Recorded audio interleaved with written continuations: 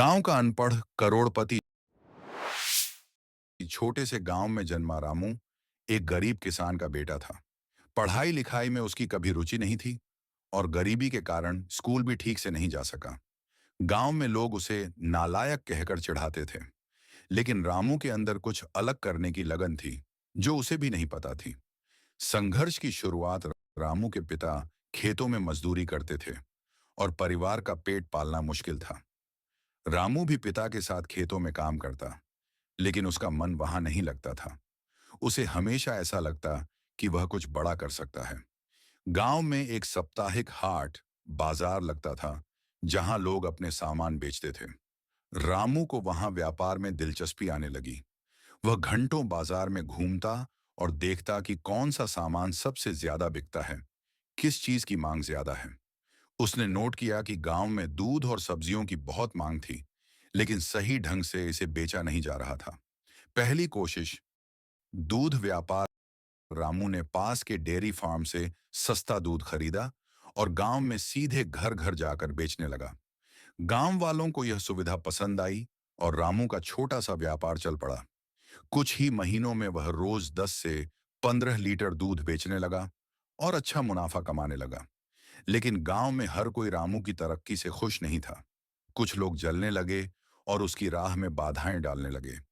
एक दिन उसके विरोधियों ने डेयरी मालिक से कहकर उसका दूध मिलना बंद करवा दिया। यह रामू के लिए बड़ा झटका था, लेकिन उसने हार नहीं मानी। नई सोच, सब्जी का व्यापार। रामू ने दूध व्यापार बंद होने के बाद सोचा कि उसे कुछ नया करना होगा। उसने गांव के किसानों से सीधा संपर्क किया और उनकी ताजी सब्जियां शहर में जाकर बेचना शुरू किया।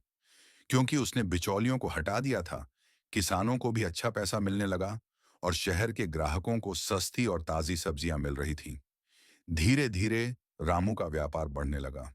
उसने अपने व्यापार को और आगे बढ़ाने के लिए एक ट्रक खरीदा और अब वह आसपास के गांवों से भी सब्जियां इकट्ठा करके शहरों में बेचने लगा।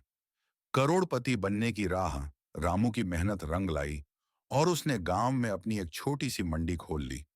अब किसान सीधे अपनी उपज रामू को बेचने लगे। इस नए मॉडल ने उसे तेजी से अमीर बना दिया। कुछ ही वर्षों में वह एक सफल व्यवसायी बन गया। अब वह गांव का अनपढ़ करोड़पति बन चुका था। जिन्होंने कभी उसे नालायक कहा था, वही लोग आज उसकी मिसाल देने लगे। उसने गांव में स्कूल और अस्पताल भी बनवाया, ताकि आने वाली पीढ़ियों को पढ़ाई और स्वास्थ्य सुविधाएं मिल सकें। सीख, डिग्री से ज्यादा जरूरी है सोच और मेहनत। अगर रास्ता बंद हो जाए तो नया रास्ता खोजो। बड़ा बनने के लिए बड़ा सोचो।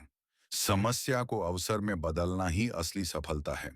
रामू की कहानी हमें सिखाती है कि पढ़ाई लिखाई जरूरी है, लेकिन अगर किसी के पास जज्बा, मेहनत और समझदारी हो, तो वह बिना पढ़ाई के भी करोड़पति बन सकता है।